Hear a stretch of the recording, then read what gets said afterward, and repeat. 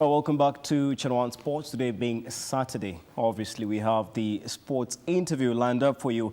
And today we're talking matters basketball. And in studio we're joined by some members of the Equity Hawks fraternity.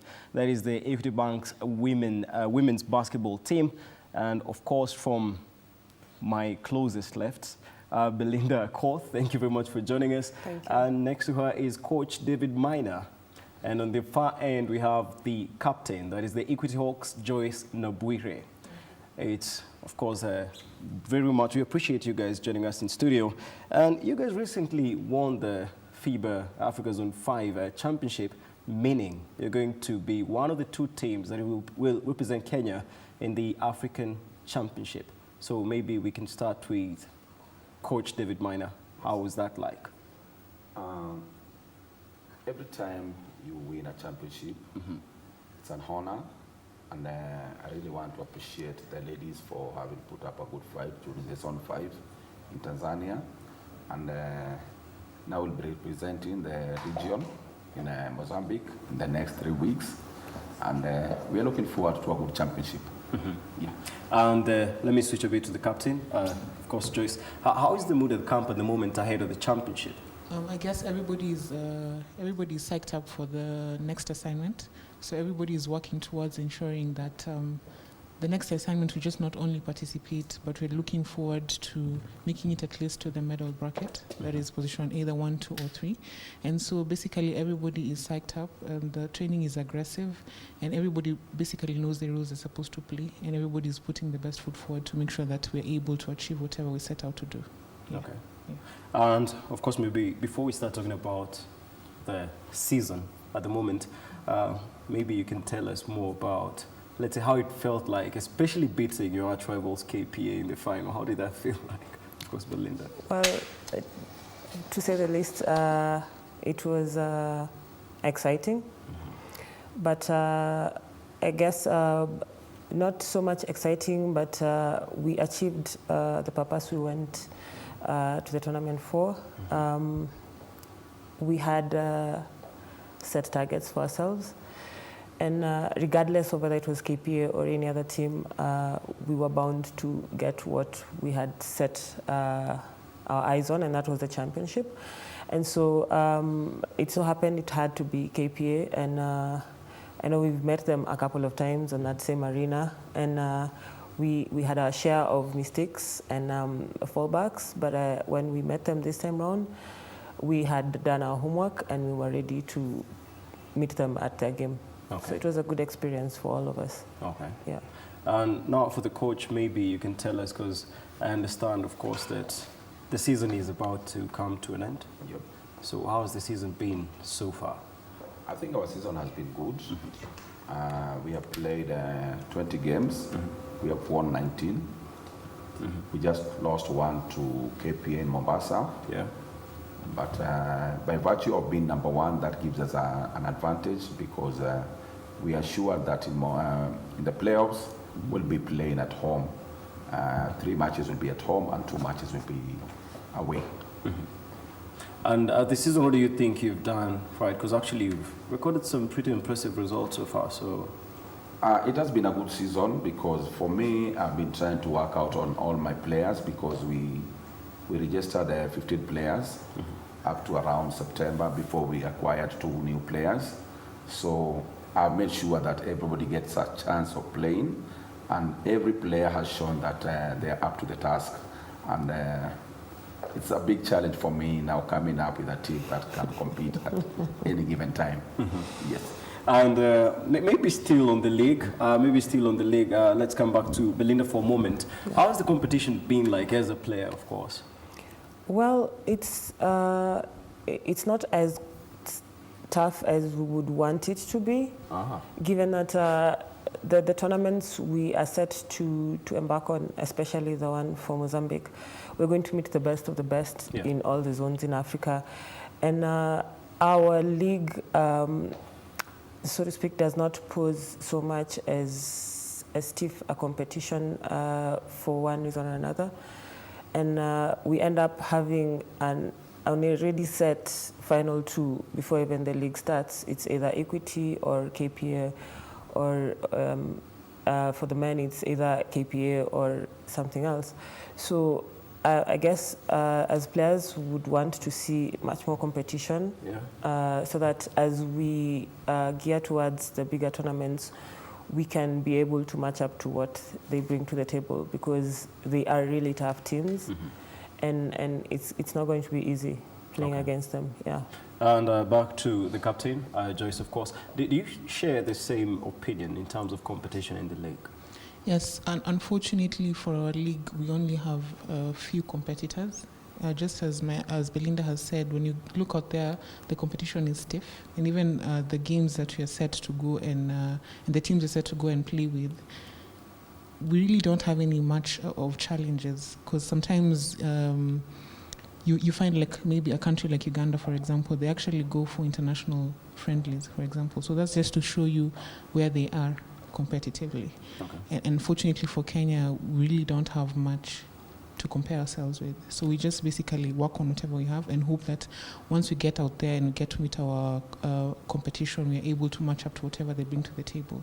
So it's just more of like waiting to see what will be brought on the table. We really can't say that we actually have the competitive forum here at home. So if maybe perhaps we can strengthen the league as players and also from the federation side, then maybe we can be able to match our competition out there. Yeah.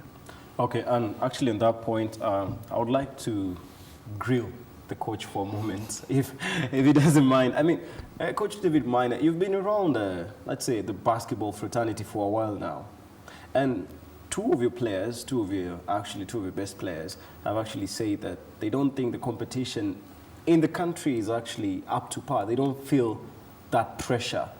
I mean, what's the reason for that, obviously, and what can be done to change that, maybe increase competition in the league? I think what I have to say is we need to invest in basketball.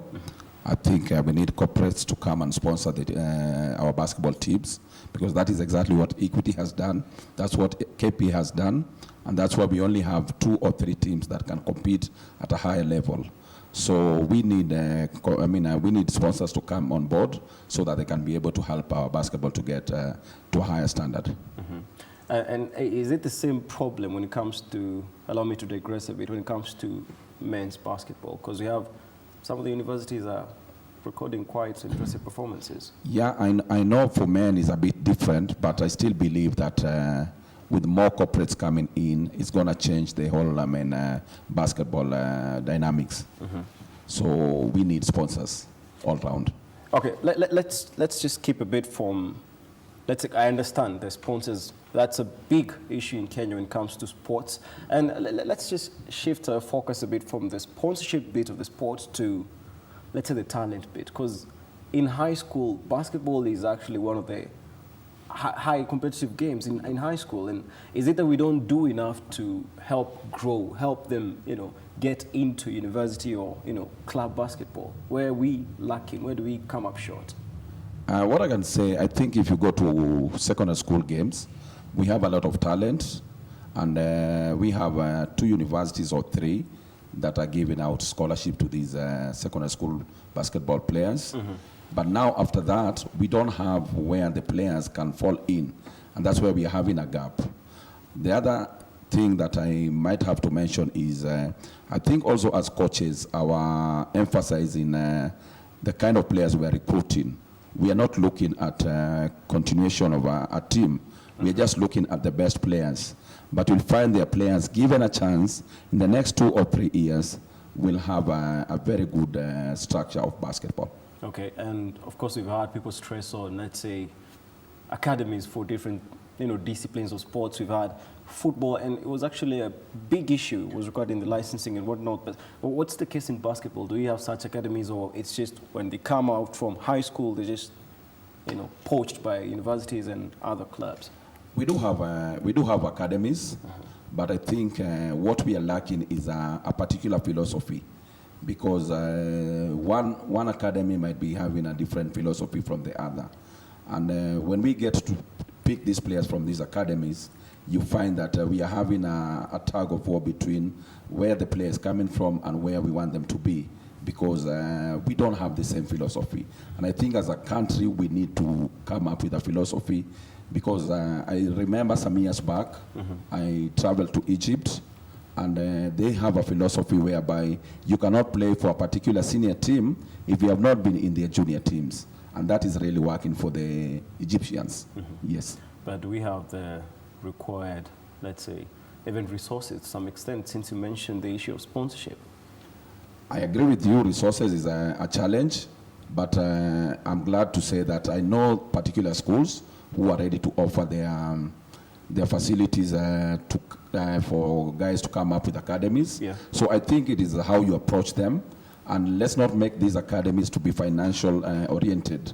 We need to nurture talent, because the moment we put up finances first, then we are losing everything as it's supposed to be. Okay.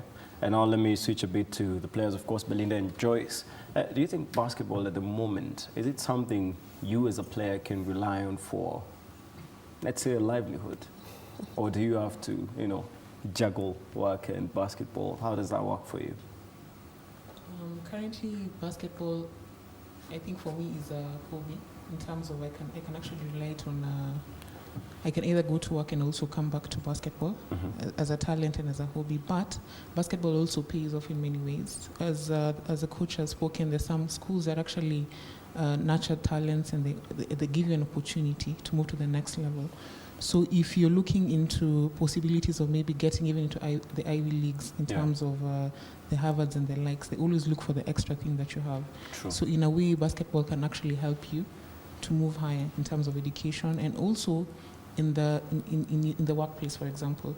So you can either look at it as unfortunately in Kenya, you can't look at it as a profession to say, because really in terms of sponsorship and in terms of supporting you for your daily livelihoods, you can't depend on it. But in other jurisdictions, you can. But you can actually juggle it as both a hobby and of course, work. Yes, and work. Belinda, do you share the same views, or do you have anything extra to add on to that? No, I do share the same views. If it is as a source of your livelihood, then that would be very tricky. You really do have to juggle sports, basketball, and work. Otherwise, it's going to be difficult. But just like Joyce has said, I like the fact that it has changed over the years, in as much as the change is slow, but it is there. Coach has mentioned universities offering scholarships, and we're having high school games producing very good players, talented players, and they get to be absorbed, not all of them, but some get to be absorbed into these universities, and in so doing, they get to play in the National League. And by playing in the National League, they get to rub shoulders with the best of the best in the country. And so this exposes the talent, it helps them grow, and also it has exposed them to the fact that they are able to go outside of the country to get further studies. So in terms of education and that side of life, then we're heading in the right direction. Financially, we are wanting, but we can get there. We can definitely get there. Okay. But the other good thing is, in as much as we're juggling basketball and careers, those coming off of university have a chance to network with people who are working. So then if you're aggressive enough and you know the right people who are still playing basketball and they're working, then I'm sure you can find a way to get yourself into the job market also and play basketball. So there are very many ways to look at it. Okay, and of course we're running out of time, so it has been a great pleasure to have you in studio. And just a quick one, Coach. In less than a minute, I need you to answer me one question, and forgive me for asking this. Yes. Why is it so hard to get a hold of sportsmen in this country? Just ask again. Why is it so hard to access sportsmen in this country? Because I always believe that it's all about promoting the sport, but then again, it's all about making the players household names. So how do we grow the sport if people don't know the players? It has actually been quite a big issue, I might add, because, so why is it so hard to do that? I think maybe what I can say, we are not doing coaching as a profession because of Some of us, we are doing other jobs. So I can say that the coaches do not have a lot of time to be able to go out there and nurture or scout for talent. So if we are going to make coaching to be big-time jobs, then we are going to be able to do that, as you are asking. Okay, no. And what about the players? Already, like these two, I won't actually mention names, but it's quite a hassle to get to sportsmen and women in this country. Well, so, if I may try and answer your question, yeah.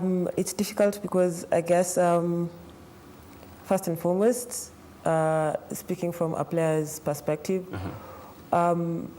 We rarely get to know that we're being sought after by... Really? Yes. I would beg to differ, but that's for different That's for a different conversation. But Yeah. I think